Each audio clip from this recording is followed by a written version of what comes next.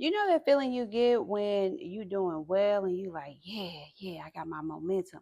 And then all of a sudden, boom, you see somebody else and you just feeling like, well, dang, am I doing as well as I think I am?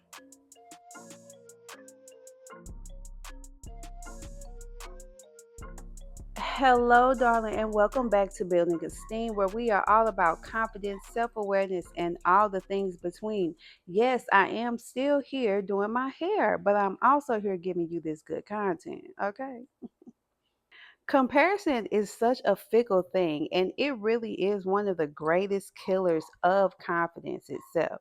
And that's because it makes you question everything that you already have going on in your life because you're so busy looking at other folks and what their lives seem to be like on social media, or how it is that they look super clear skin, ripped bodies, just paid out the wazoo. These things can trigger comparison out of nowhere. You could even be thinking about your childhood and maybe the messages that you received then, or the requirements that you had to meet that created an internalized need for validation, perfection, or even high levels of achievement. And the biggest thing that triggers comparison is our own inner voice that makes us question if I'm doing enough or if I am enough. But the wild thing about comparison is that it actually takes the joy out of the journey itself.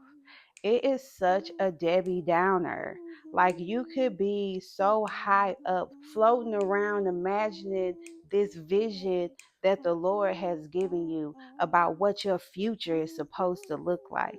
He has given you a foreshadow of what He has for you, and it is so enormous that you start comparing yourself to the people who seem to have what it is that God then already told you was yours.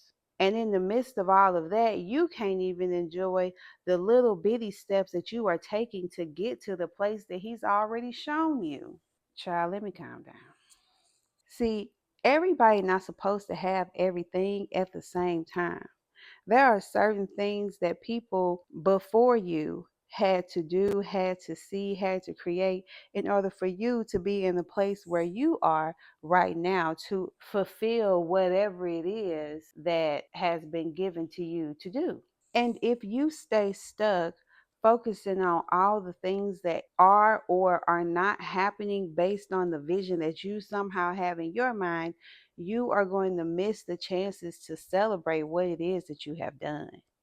And when it comes to this thing called life, you have to celebrate those little things, because even when you up, it ain't nothing to come down.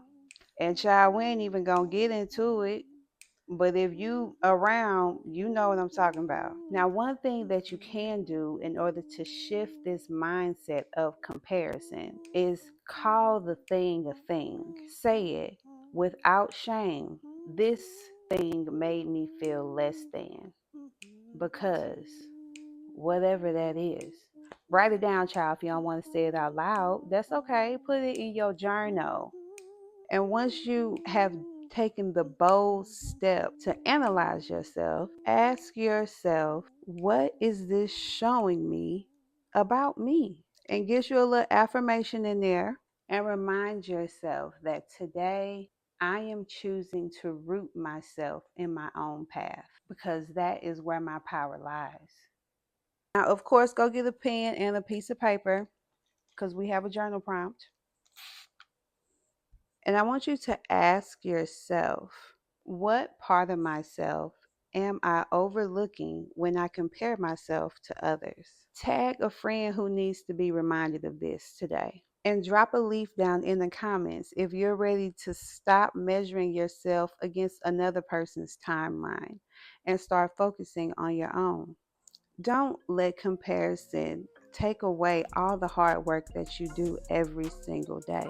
Comparison keeps you focused on someone else's lane. Child, while your car's sitting over there on the parking lot. Now go manifest your story.